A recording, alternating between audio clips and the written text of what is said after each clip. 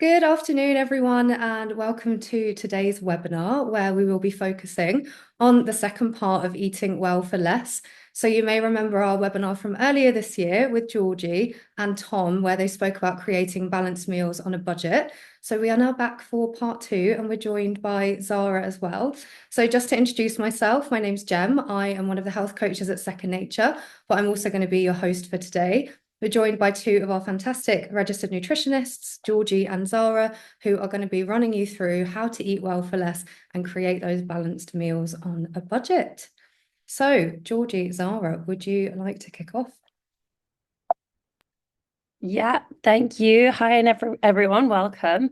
Just to cover what we're going to be talking about today. First, we're going to talk you through what are some of the common barriers to healthy eating on a budget. And for this webinar, we're partnering with a company called FoodCycle. So we're just going to introduce them and what they do. Then we're going to speak to you about how we can balance our meals.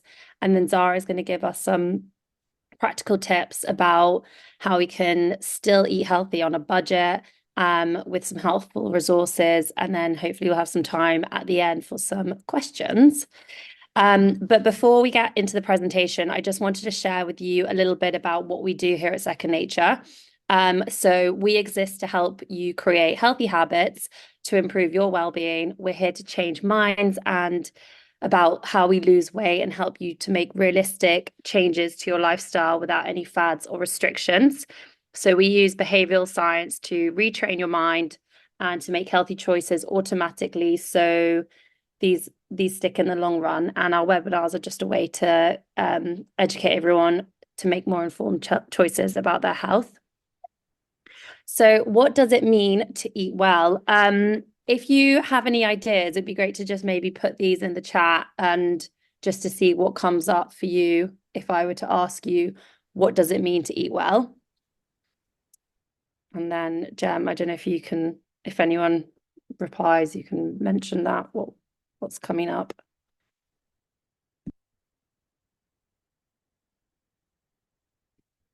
Or we can come back to that. We haven't had anyone answer. Okay, don't worry. If they do, I will mention. Okay.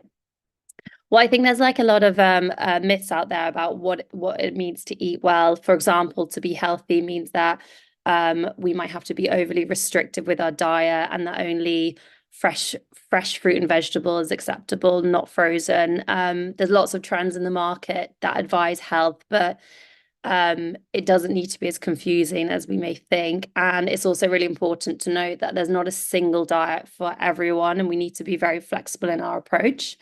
So what are some of the common barriers to eating healthy on a budget? Well,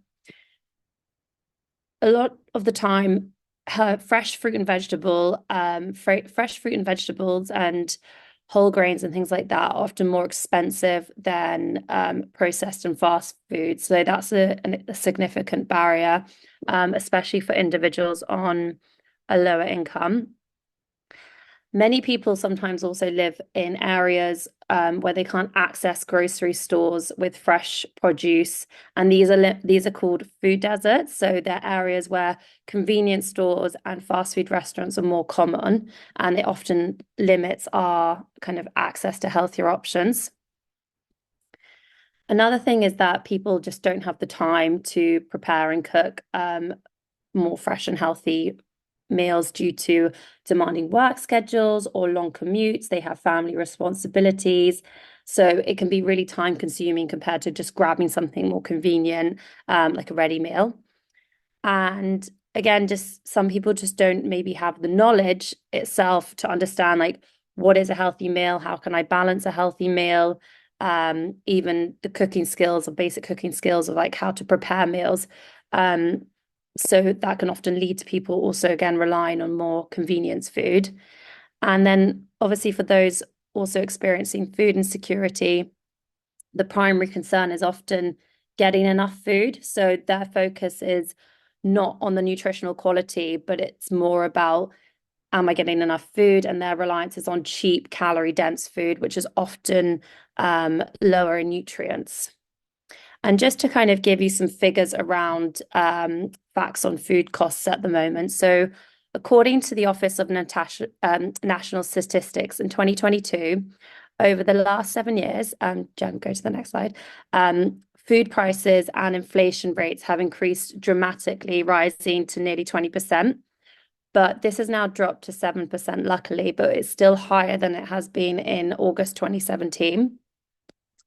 And although the inflation rate has slowed, food prices have continued to stay high, and that puts a strain on our finances, especially at the moment when cost of living is still really high.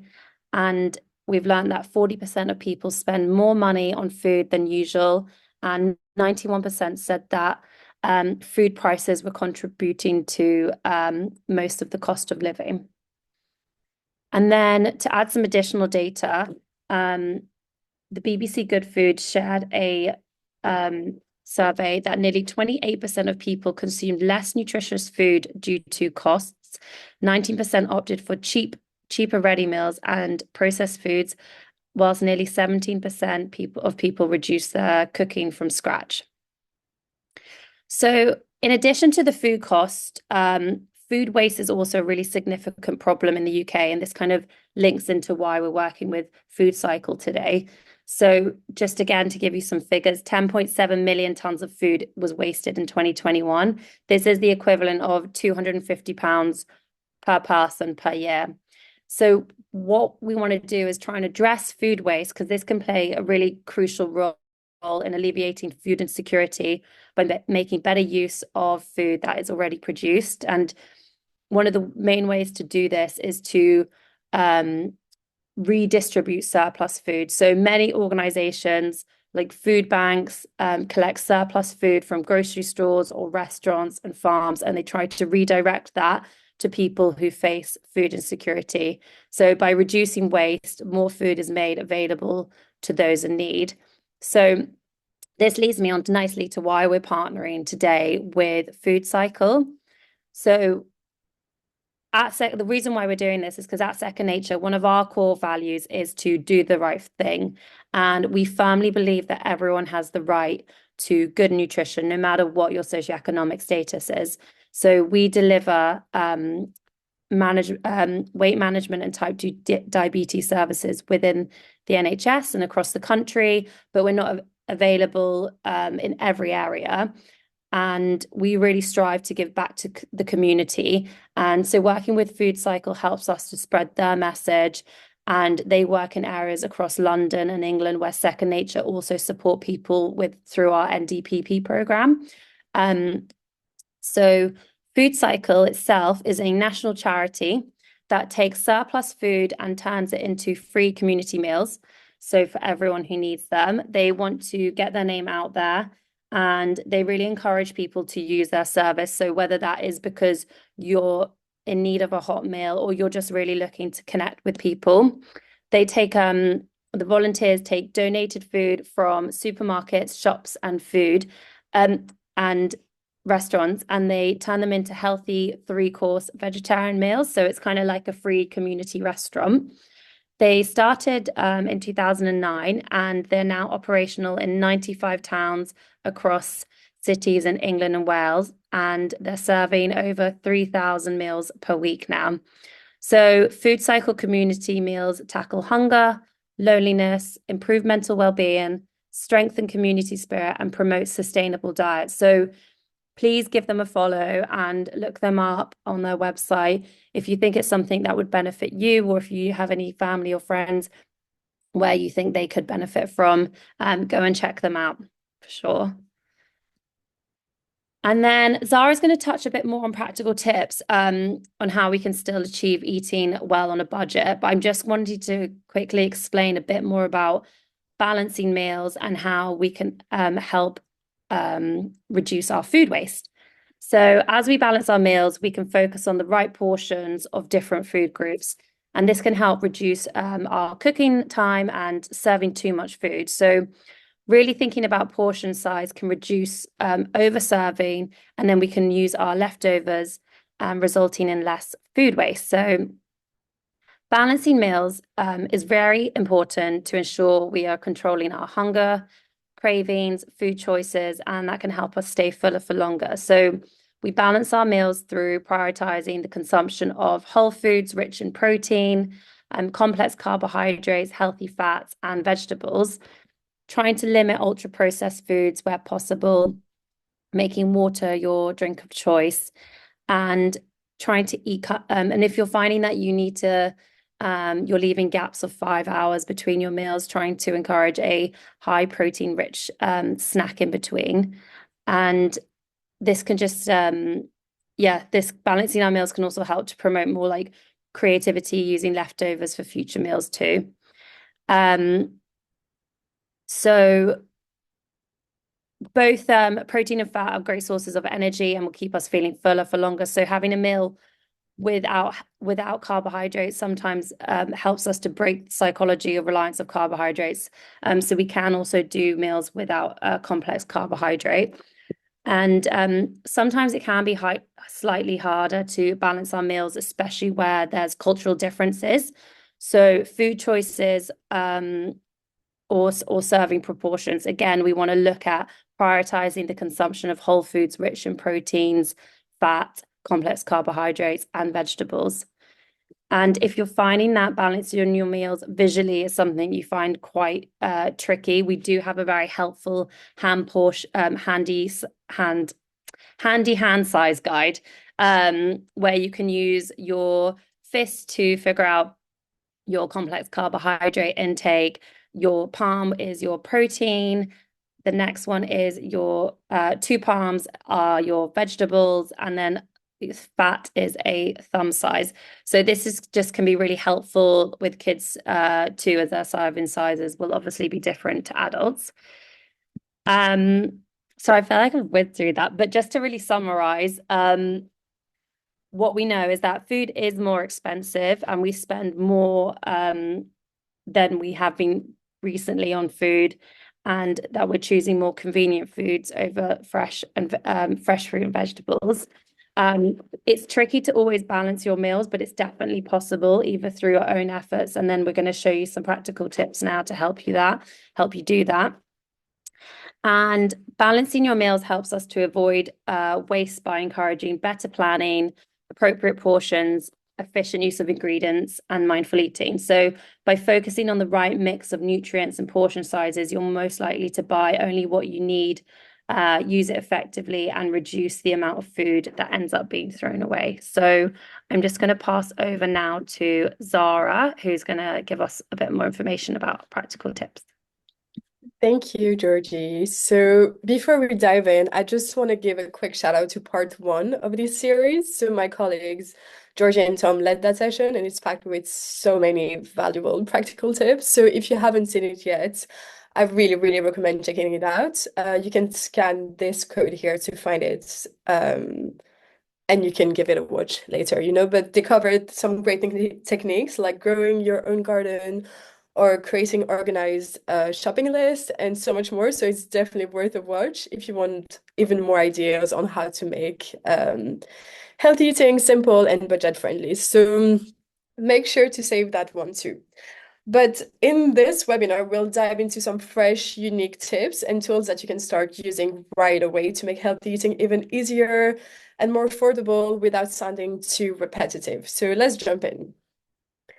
So let's start by addressing a common belief. Okay, so very often when we think about eating healthier, we feel like it means overhauling our entire diet all at once.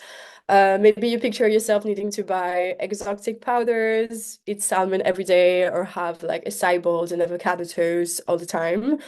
But here's the good news. Even the smallest swaps can add up and make a big impact over time. So for example, a really simple switch is going from refined grains to whole grains. So instead of white rice, try brown rice or swap white bread for whole grains. So you're adding fiber, which helps keep you full for longer, and it supports better blood sugar management and better digestion too. So then there's also the easy change of switching from ready-made sauces to homemade. So when you make sauces yourself, you can control the ingredients, you can skip the added sugars and preservatives, and you can keep it simple and fresh. And even how we cook can make a difference. So instead of deep frying, try grilling or roasting or even air frying for that same crunch, but with less oil.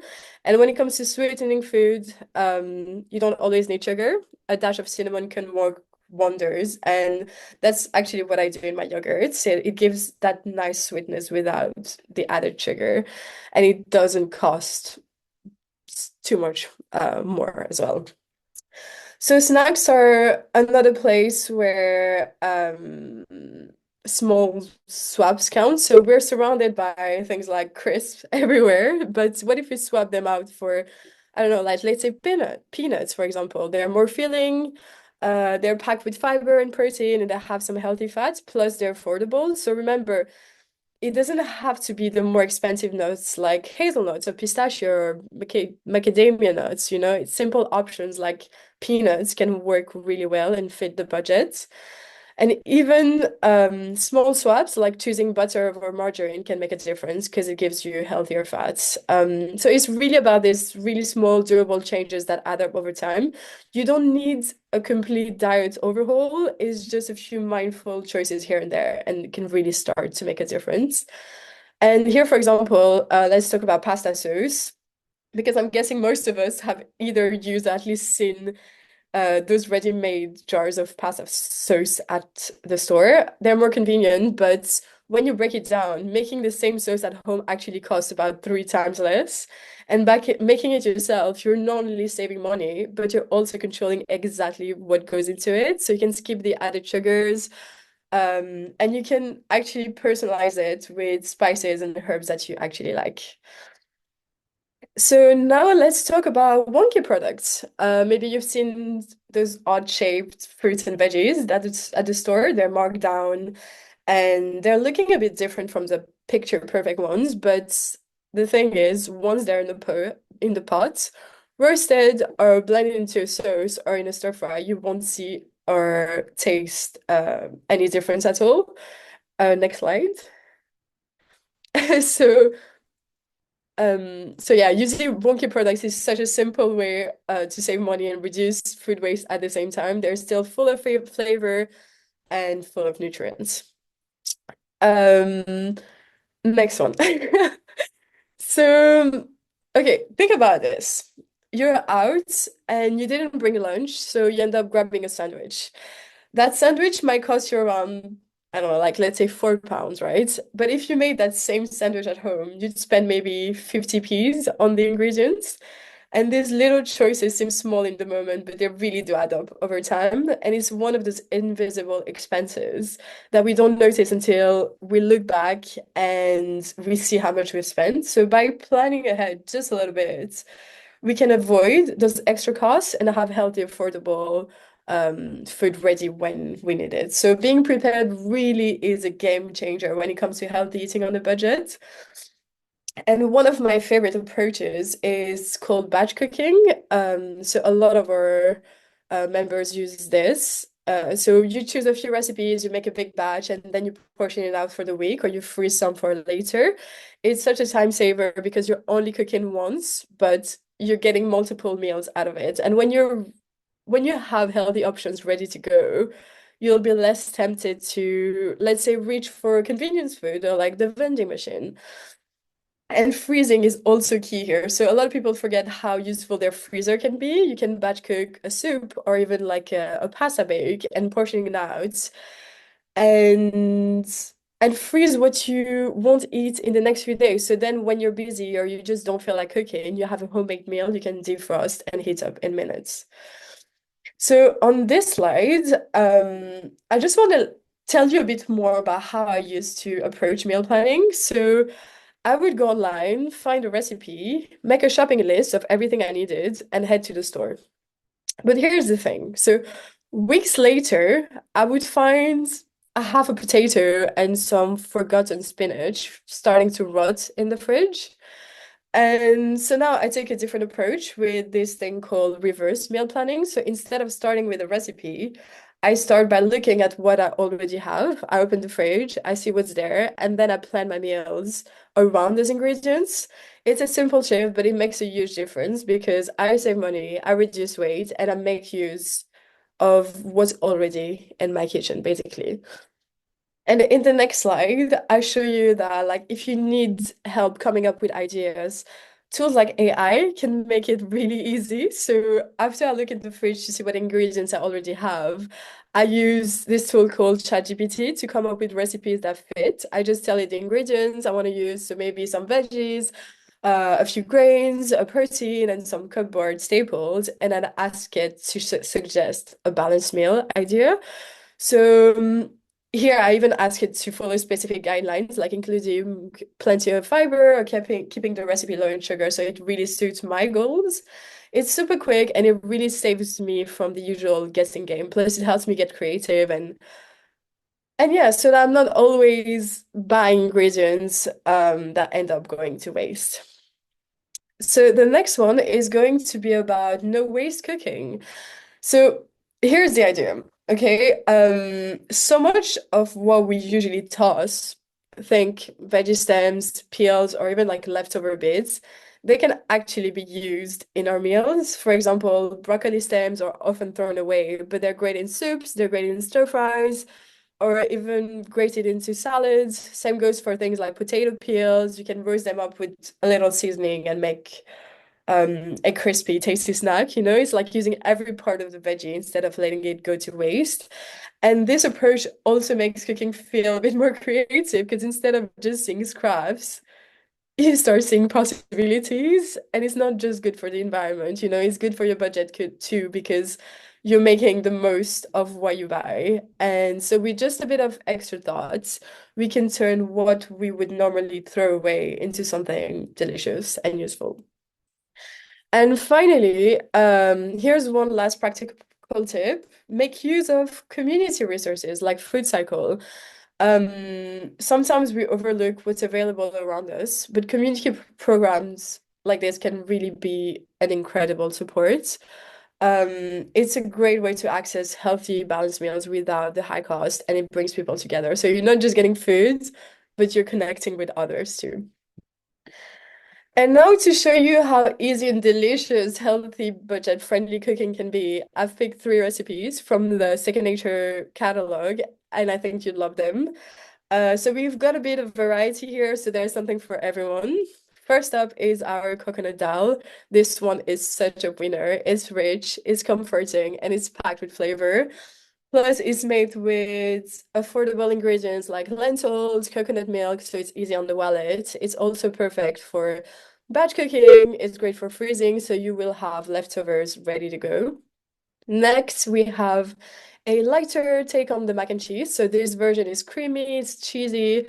It still feels indulgent, but it has a healthier twist. It's one of those dishes that's great for when you want some comfort food, but you don't want to go overboard. And for a sweet treat, I have picked the ice cream. So this is a simple recipe that uses wholesome ingredients, so you can enjoy your dessert too. It's proof that eating well doesn't mean missing out on the things you love. And yeah, each of these recipes is budget friendly, easy to make, and they're all about making healthy eating enjoyable.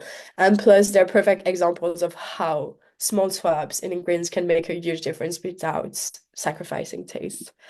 So thank you so much for this. Georgie and I and Jem will be here to hear your questions. That was amazing. Thank you, ladies. I can't believe how many tips were in there. The reverse meal planning one is such a good one because there's so many times I go into my fridge and there's things like you said that are going off, or they're at the back of the fridge and they're hidden and you don't see them.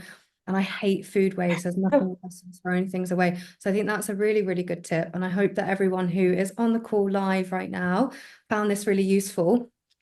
Something that I meant to say at the beginning that I didn't, if anyone is hard of hearing and would benefit from a transcript, especially while we're doing this Q&A, if you go onto the bottom of your Zoom bar, there's something that says show captions, and you should be able to turn your captions on. So that would just have a live transcript while we're talking. But hopefully with the slides, you would have been able to see what we were talking about in there. I'm just going to go through the chat quickly and see if there were any specific questions in here. We had someone ask about Chat GPT. Yeah, so that is a website, but it's fantastic. I do the same. Sometimes I'm like, right, my brain is not working today. Let's see if we can come up with any ideas. But yes, there's no specific questions, but I do wonder if there's anything that really shone out to you in you putting your webinar together. Is there anything that you think is probably the most beneficial tip that people could take away? I think the main thing of this webinar anyway was really about reducing food waste, and by doing so, you actually saving money as well. And it's going to be by preparing your meals, by avoiding the spontaneous choices. Because I don't know about you, whether the audience or both of you, but I feel like when I'm not prepared, I tend to go to the vending machine or I tend to go to a cafe, and that's what really adds up. And I think being prepared, whether it's by using ChatGPT to find recipes or having batch cooked meals in the freezer, that's what really stands out and makes a huge difference more than anything else, really. How about you, Georgie? I would say because I loved cooking, I think people can probably get overwhelmed thinking that to make something healthy, we do really need to be relying on like lots of fresh things. But I actually use so many canned types of things like chickpea. And just someone asked about a good substitute for lentils. I would say I could those fibrous kind of beans and pulses like chickpeas, quinoa.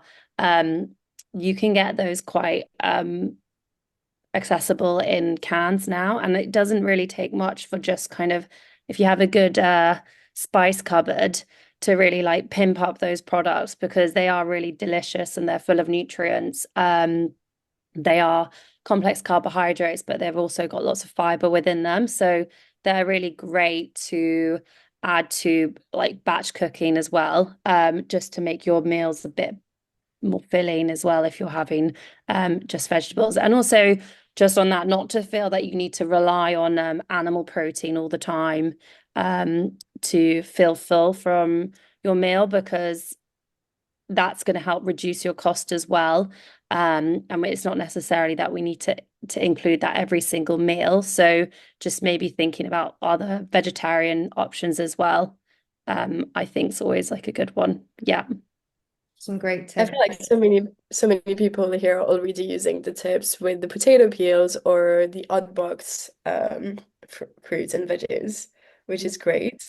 And another thing is that when you use the potato peels, whether it's in soups or as crisps, it actually adds so much more fiber than just having um the peeled potato. And it tastes good as well. It actually tastes Yeah. better. I think a lot of homemade foods and a lot of it, we can easily go towards convenience, right? I know it myself sometimes, especially if I've not meal prepped. I can go to Tesco and buy two or three things, and then you end up spending like £15 on nothing. Mm, And it's such a waste of money when you think about how many meals you could make with those store cupboard essentials, like chickpeas, for example, of what yeah. the ones I get them in Aldi, they're like 50p or something like that. You make the coconut dal, like the coconut dal, I add chickpeas into it because it bulks it out more. But even on the Second Nature app, we've got the spicy chickpea recipe, which is great as a topper for your meals. It's great as like a balanced snack throughout the day. And just like little things like that, I think. But we have had a question. Where someone said, have you set yourselves any goals around your approach to food waste, and how do you retain your focus on this? I love that. Um, oh, I definitely do like if I have it's kind of a bit like the reverse meal planning. Like I really do conscientiously look at my cupboards and my fridge because there is always like a half an onion rolling around or like loads of kind of vegetables which I've used elsewhere. So it's just then a kind of being a bit creative and thinking how can I use that in a meal. And I'm definitely someone who really uses the whole vegetable. Like I love the broccoli stem as well. And I think and like even on the cauliflower, the greens that kind of crown the cauliflower, like they're really delicious if you roast those as well. Um, so I think the goal I kind of have is, yeah, I just don't like food waste at all. And if I can avoid it, I definitely try to do that. and try and use the whole product where possible. And I think having a good foundation of like your dry store can help with that to make the vegetables a bit more interesting. And freezing obviously is like really, really important, and get some good Tupperware. Yeah. I You gave love a that. really good tip last time about the salad leaves. Oh So yeah, take I them do. out of the plastic bag. And I've been doing that since you said that, and it saved me a lot of spinach, I tell you that.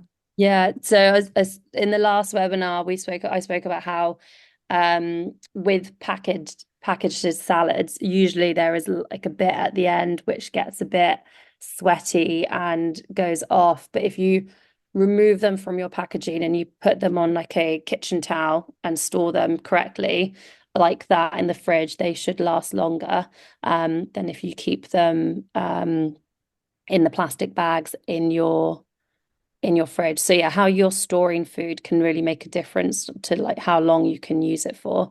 So yeah, you avoid the soggy leaf. No one likes a soggy leaf. It goes straight Yeah. in. Someone else has always asked a question, can I substitute peanut butter for almond butter? Are That's they good. nutritionally similar? Peanut butter is half the cost. Um,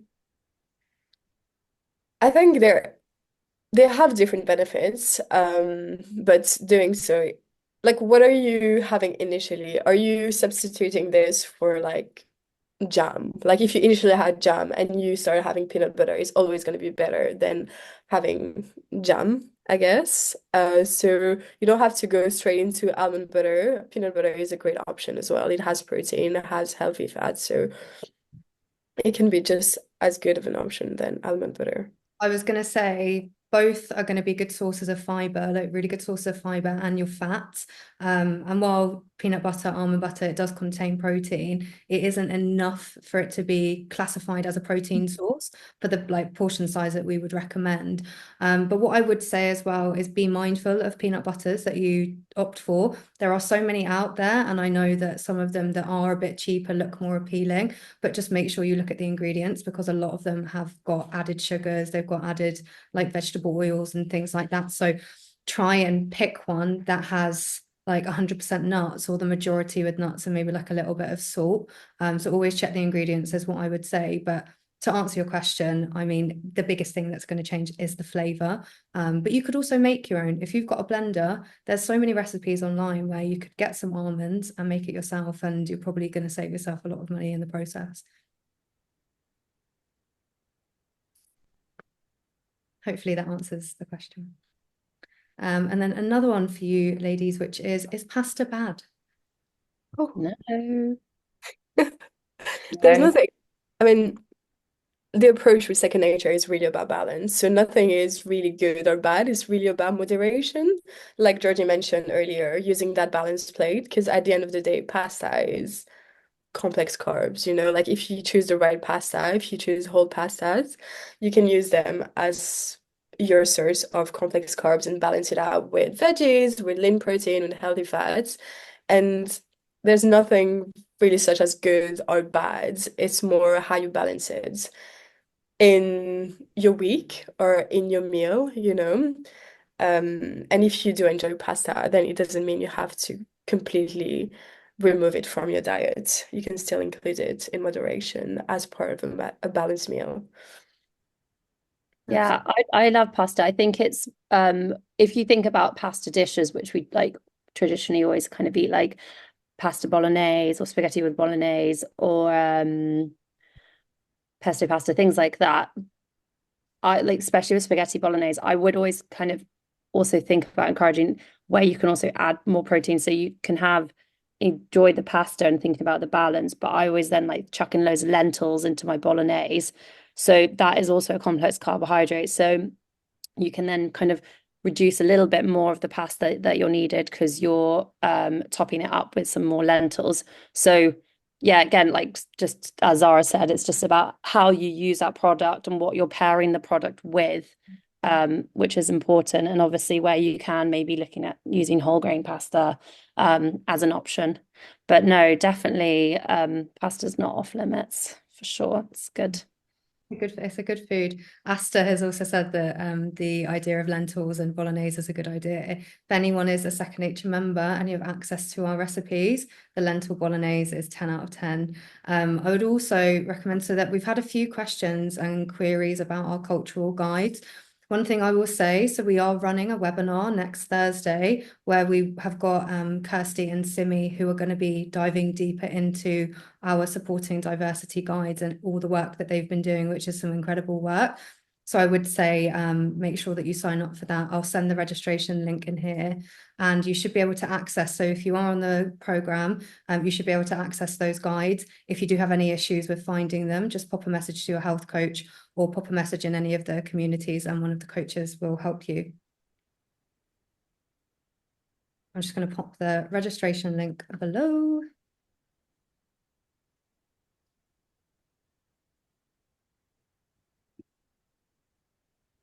Hey, we've got a few more coming in. One said, why don't Second Nature recipes use an air fryer? So you can use an air fryer for certain recipes, but you might just have to adapt the cooking time because I know certain air fryers are like, they do work differently. But you can have a look online because there's some, we've got some that we could send to you like idea-wise of the timings and the cooking that you would pop it in the air fryer for. But if you go online and you say like, if I'm cooking chicken in the oven for half an hour, how long would I put it in the oven for, in the air fryer for? You should be able to get an answer there. So we have a question about sourdough breads. The question is brown sourdough bread better than other brown breads?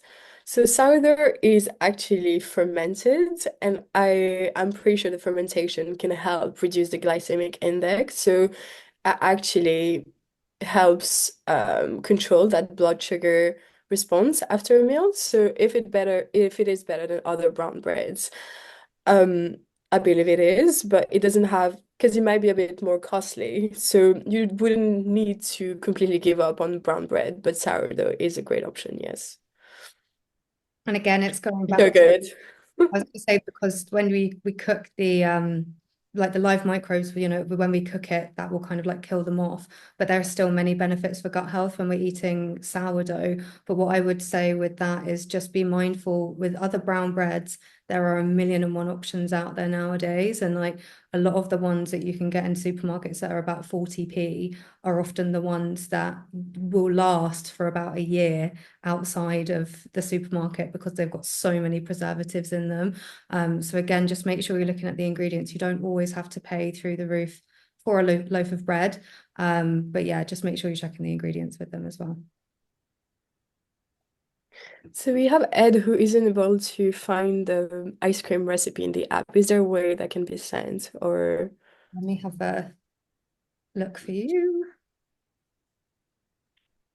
Someone's asked about where some ingredients kind of cross over between being a carb and a protein. So I guess that is things like a lot to do with the things like chickpeas and other pulses. With that, I would consider that vegetable protein sources like that are always going to offer you less protein than animal sources of protein. So just be mindful that they offer protein, but I would always kind of think about where else you can add protein within your day.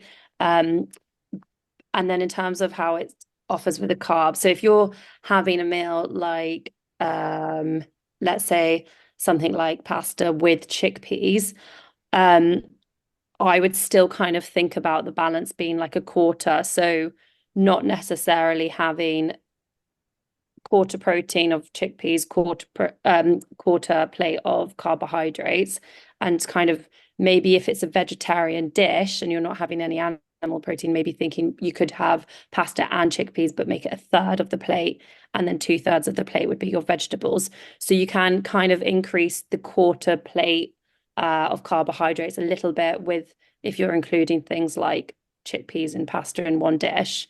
But also obviously like you can ask your health coach as well questions about that, of how you can manage balancing your plate a bit more if you're kind of doing a lot more recipes which involves a bit of a crossover.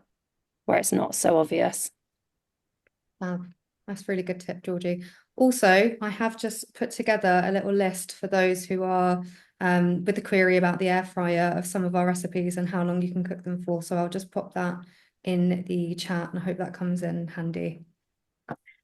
And just to follow on that, like our health coaches do have so many more resources and helpful guidance for you around kind of how you can manage budgeting a bit more and being a bit more savvy. Like, for example, a lot of people spend money on takeaways throughout the year. I think there was the data which shows that people spend about £650 on takeaways over the year. So that's just over £12 a week. And we have some really good ideas of fakeaways that you can do when you're cooking yourself. So definitely ask your health coaches for a list of that. So that can be another little practical tip to help you save some pennies. Absolutely. And then someone said, are there any good sites that you could recommend Ari storing fresh food correctly? I I can't think of any off the top of my head. can't think Me of too. I mean, I would say, and just trying to have a think. Yeah, like health and safety around that would be a Better Health channel. They have an area which looks at food safety and storage. So that kind of helps to think about like the safety element of it as well. And I've then just had a quick look as well, and I've just popped in how to store fresh food, and there are loads of different sites on there. So yeah, like because Food Standards Agency as well would have some like quite robust guidelines around that. But that might be about safety of it. I guess it also depends on what as well, if it's like your fruit and vegetables, because a lot of them, they've got, that's the other thing, I think like best before dates and stuff, they're getting rid of a lot of them on fruit and veg in supermarkets now as well, because you can kind of go off, the smell, how it looks, Yeah, that's going off or not. definitely. Like, yeah, use your intuition with those things. Like, they're, yeah, as you said, they're kind of reducing that now. So be cautious of the best before dates, and you'll be able to know with your senses how if that's something you want to eat or not. Absolutely. There's been so much conversation in here. Thank you so much, everyone, for getting involved. It's great to see everyone so engaged. And yeah, it's also great to see everyone's already taking on a lot of these tips, because I think it just reiterates that people are already doing these things. And hopefully, just from listening to Georgie and Zara's presentation today, and even maybe in this Q&A, that you might be able to take away a couple of things that you can implement from today. And someone said, can I please have the link to register? Yes, I did pop it above. Let me just copy that again. And yeah, definitely go back to the part one of this webinar, because there's a lot more tips in there which we didn't share today because obviously we did the presentation before. So you can have a look at those tips too. I'm also going to share the link to our YouTube channel. So for anyone this is the first webinar of Second Natures that they've watched and they're not really sure how the process works. So if you sign up via the registration link, you will, number one, be sent a recording of the webinar if you can't attend live. But we also put all of our webinars on YouTube where you can watch for free. So I've just shared the link to our YouTube channel. And it usually gets uploaded within the next few days of the live webinar. So just keep an eye on there. If you subscribe to our channel as well, you'll get live updates and you'll know when they're all up there. Does anyone have any other questions that they'd like to ask before we wrap up? Please feel free to use the Q&A box or pop anything in the Zoom chat and we can get that answered for you. And alternatively, if you do have anything afterwards that pops up, feel free to reach out to your health coach, or you can pop any questions in the community. Ed, I've shared the ice cream recipe link above. So just have a little scroll up.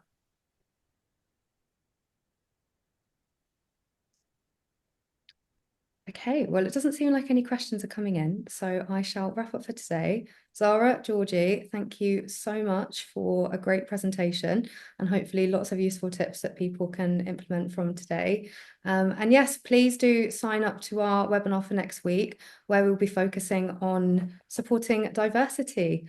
So have a great day, everyone. Enjoy the rest of your day, and we'll see you soon.